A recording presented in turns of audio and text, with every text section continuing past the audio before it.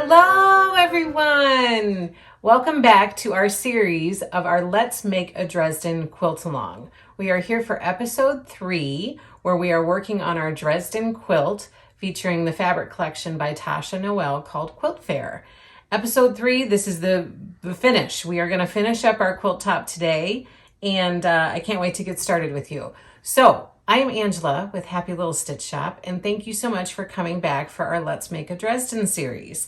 By this point, you should have all of your Dresdens onto your background fabric and appliqued down. So at the end of the last video, we had talked about how to sew the Dresdens together, add the center circle, and then how to applique your Dresdens down onto your background fabric. So by now you should have 12 Dresden blocks appliqued onto your background fabric and ready to go into the quilt. So once you finish appliquing on all of the Dresden plate and the Dresden circle, once you have it appliqued onto your block, what I did at that point is I took a square ruler and I trimmed my Dresden blocks down to a 13-inch block.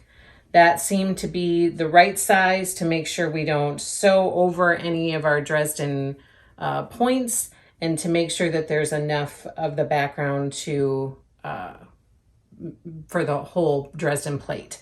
So 13-inch squares, that's what I did mine at. You'll have to measure yours and see if that works out for you, and if you can do a 13-inch square or if it needs to be bigger or smaller, but it should come out to about 13 inches.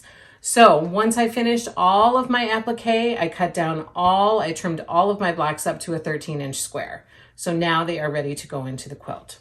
So the next step is pulling the other fabric from your kit, the fabric with the strawberries for the sashing. This is going to be this part here. Okay, so we have this for the strawberries, and then we have the blue navy floral for the border. So this is going to be the big border on the outside. And this is also going to be the cornerstones. So don't forget that. So at this point, I am referencing this book called Vintage Christmas by Lori Holt. However, I did have to change some of the measurements in here for the pieces that I cut, because we're working with 13-inch block versus 12-inch blocks that are in this book. So if you are using or referencing this book, the quilt layout that I am referencing is on page 182 in the Vintage Christmas book. However, I will go through the measurement changes that I made because of the size difference in the block. So for this sashing, you'll see in the pattern what it calls for to cut the sashing. Instead of doing it that size, since we only have a 13-inch block, I'm cutting the length of the sashing 13 inches so that it matches up with my block size. So if you cut it according to what's in the book, you're not going to have enough fabric to cover that. But if you cut it the 13-inch size, you have plenty of fabric to be, this is actually all my leftovers after I cut the 13-inch length for the blocks. So for those sashing pieces, you're going to keep the same width, but you're going to cut it 13 inches for all of those. The cornerstones will be the same as it is in the pattern, because those aren't going to change anything. And then once you get all your pieces cut, you're ready to go ahead and start to put together your rows. So as you can see, it's going to be just like this. The top row is going to be cornerstone, sashing, cornerstone, sashing, cornerstone, sashing, cornerstone. So you're going to put together that row, and then you're going to have another row of Dresden blocks with the sashing in the middle. So hold on, let me show you. I've done a couple rows. So this is what we're looking at. This is the top row with the cornerstones and sashing, and then we're going to attach that to the sashing Dresden block, sashing Dresden block row. And then you're just going to keep doing that until you have all 4 rows together for the center of our quilt. Okay, so that's what I'm in the middle of doing right now. I have 2 more rows to add to this. So I'm going to put that back. Hold on a second. I have my next row of sashing and blocks here. So let's take a peek at this space. So all I'm going to do is I'm going to line up my sashing and cornerstone row, and then I am going to sew these together. So I'm going to put this over, I'm going to sew this here, and then so on and so forth. And then for the next row, I have to trim my sashing because I think some of them I cut too long. Oh, this one's right. I'm going to do the next row, Dresden block, sashing, Dresden block, so on, and add those rows together. So that'll be the next step, to work on this center portion of our quilt, just sewing those rows together. Remember, cut your sashing 13 inches to match the block, and then just start sewing.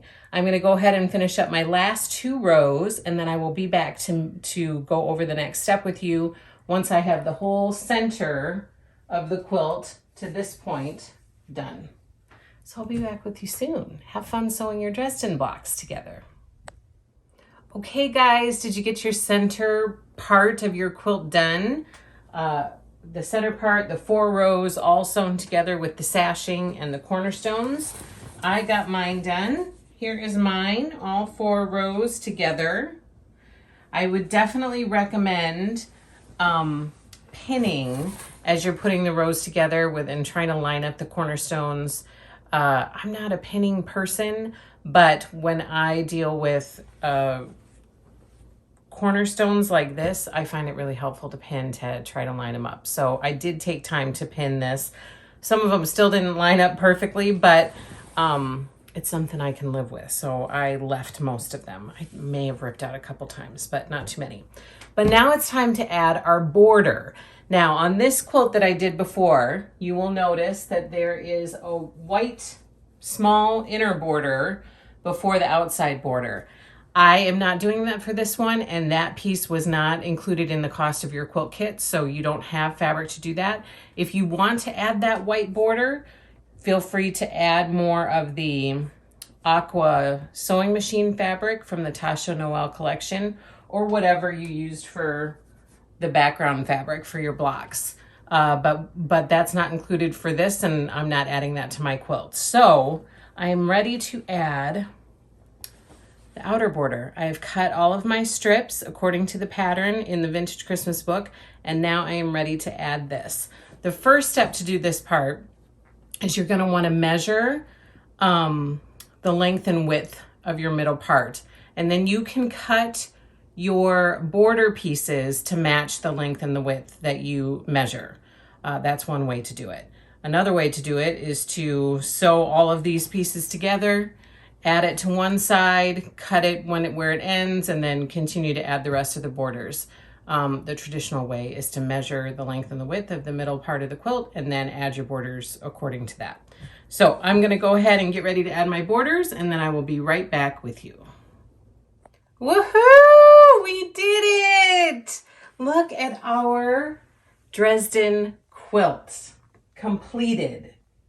Now, if you want to decide if you want that white inner border, just rewind, look at the quilt that was hung back here before, and see which way you like it. If you want the white inner border, you just need to order a little bit of extra fabric to be able to add that. Easy peasy. But for me, since I already did one with the white border, I kind of like this with the without the border because it does look different, and so I kind of like it. And you guys voted on this navy border. This is what you guys picked through our happy little live stream for the border, and I really like that. It brings so much more color to it. The other one just has little white